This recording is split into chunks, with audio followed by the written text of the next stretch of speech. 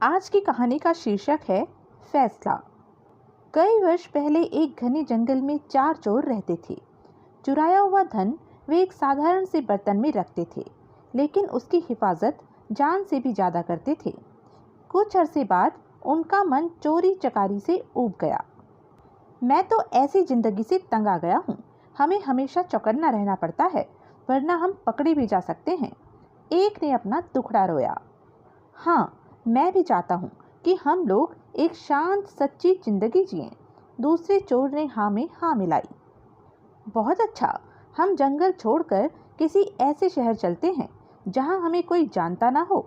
शायद कोई साफ सुथरा काम धंधा ही हाथ लग जाए। तीसरा बोला। 3 चोरों को तो यह सुझाव पसंद आया और उन्होंने तय कर लिया कि वे जंगल छोड़ देंगे। लेकिन चौथे चोर को अपनी जीविका के लिए कोई खरा धंधा करने की योजना पसंद नहीं आई।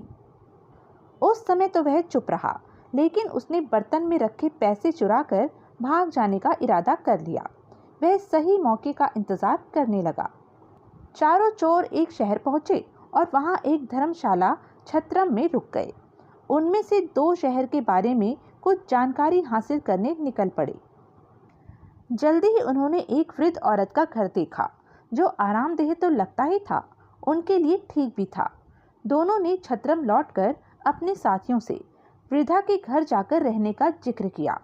वे भी सहमत हो गए और चारों चोर उस घर के लिए निकल पड़े। हम चारों व्यापारी हैं, एक चोर बोला, और इस शहर में कुछ काम धंधा शुरू करना चाहते हैं। हमें आपका घर पसंद आया और इसके कुछ कमरे किराए पर लेना चाहते हैं। हम जब तक यहाँ रहेंगे आपको अच्छा किराया देते रहेंगे, दूसरा बोला। बुढ़िया बहुत खुश थी और उसने अपने मेहमानों की खूब खातिरदारी की। आप यहाँ जब तक चाहे रह सकते हैं, वह मुस्कुराई। वह प्रसन्न हुई कि उसे अच्छे किराएदार मिल गए हैं।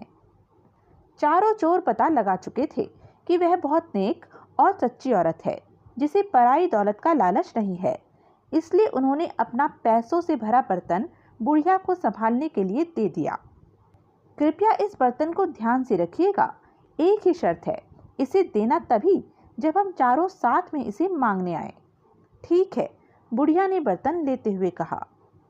वह अपने घर के पिछवाड़े गई और देखने लगी कि कोई देख तो नहीं रहा। जब उसे तसल्ली हो गई तो उसने जमीन खोदकर उसमें बर्तन डाला और उसे वापस मिट्टी से ढक दिया। चारों चोर कुछ काम धंधे की तलाश में शहर चले गए। जल्दी ही वे काफी थक गए और बुढ़िया के घर से कुछ ही दूरी पर खड़े वट वृक्ष के नीचे बैठकर सुस्ताने लगे। तभी एक औरत लस्सी बेचती हुई वहां से निकली। चारों ने थोड़ी लस्सी खरीदने का निश्चय किया। लस्सी बहुत स्वादिष्ट थी। उन्होंने सोचा कि दोपहर के भोजन के साथ पीने के लिए थोड़ी लस्सी भी ले ली जाए। पर 3 चोर तो बहुत थक गए थे। लस्सी डालने के लिए बुढ़िया के घर से बर्तन लाने की हिम्मत किसी में नहीं थी। चौथा चोर, जो किसी ऐसी ही घड़ी की प्रतीक्षा में था, झट से जाने के लिए तैयार हो गया। वह बुढ़िया के घर पहुंचकर बोला, मुझे मेरे साथियों ने बर्तन लाने के लिए भेजा है, लेकिन मैं तो यह बर्तन तभी दूंगी जब तुम चारों इकट्ठे आओगे। वह मना करती हुई बोली। उस चोर के दिमाग में एक विचार आया। मेरे साथी यहाँ से कुछ ही दूर केले के पेड़ तले बैठे हैं, आप खुद ही पूछ लें, उसने राय दी। बुढ़िया घर से बाहर निकली। उसने तीनों को पेड़ के नीचे बैठे हुए देखा। क्या आपने अपने दोस्त को बर्तन लाने भेजा है? वह चिल्लाई। जी, कृपया उसे दे दीजिए, तीनों चोरों ने जवाब दिया। बुढ़िया ने सोचा कि उन्हें अपना बर्तन किसी कार्य हेतु चाहिए होगा, जो उन्होंने अपना विश्वसनीय साथी भेजा है। उस चोर को फावड़ा देती हुई वह बोली कि पिछवाड़े से खोदकर बर्तन निकाल ले। इतना कहकर वह अपने घर के कामों में उलझ गई।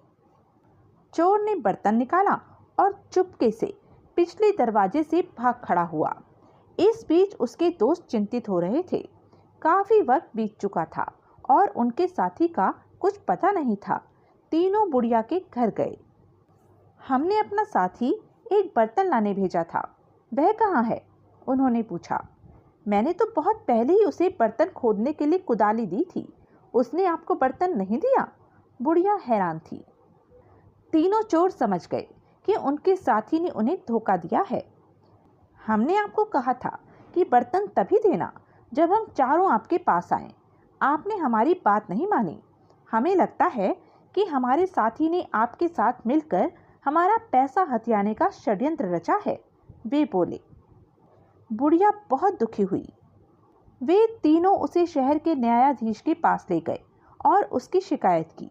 न्यायाधीश ने फैसला दिया कि बुढ़िया की लापरवाही की वजह से तीनों को नुकसान हुआ है, इसलिए सारा हर्जाना बुढ़िया को ही भरना होगा।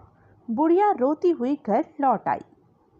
इस बीच राजा और उसका मंत्री वेश बदलकर अपनी प्रजा की परेशानियां जानने शहर के दौरे पर थे। इस बात का किसी को भी पता नहीं था। बुढ़िया को देखकर वे रुक गए और उसके रोने का कारण पूछने लगे। उसी समय आसपास ही कुछ लड़के खेल रहे थे और उनका अगुआ था रामन। बुढ़िया की दुख भरी कहानी उसने भी सुनी। भगवान करे उन तीनों को तुम्हारे साथ ऐसा सुलूक करने की सजा मिले, रामन बोला। यह सुनकर राजा और उसका मंत्री बहुत हैरान हुए। उन्होंने रामन से पूछा कि क्या वह इस मामले का फैसला कर सकता है। रामन ने आत्मविश्वास के साथ सिर हिलाया और कहा कि वह अपना फैसला राजा के दरबार में ही सुनाएगा। अगले दिन महल में दरबार लगा। रामन न्यायाधीश के आसन पर बैठा था। उसने चोरों की कहानी सुनी। तुम्हारी शर्त यही थी ना कि बुढ़िया वह बर्तन तुम्हें तभी दे जब तुम चारों उसे लेने आओ। रामन के प्रश्न पर तीनों ने हामी भर दी। बहुत अच्छा, वह शर्त पूरी करने के लिए तैयार है, पर यहाँ तो तुम सिर्फ 3 हो। जाओ अपना चौथा साथी लेकर आओ जिससे शर्त पूरी की जा सके, रामन ने आदेश दिया। शाबाश, क्या फैसला दिया है। राजा ने रामन की पूरी पूरी प्रशंसा की। तुम छोटे हो पर हो समझदार। आज से तुम मर्यादा रामन के नाम से जाने जाओगे और हमारे दरबार में ऐसे मुकदमों के फैसले किया करोगे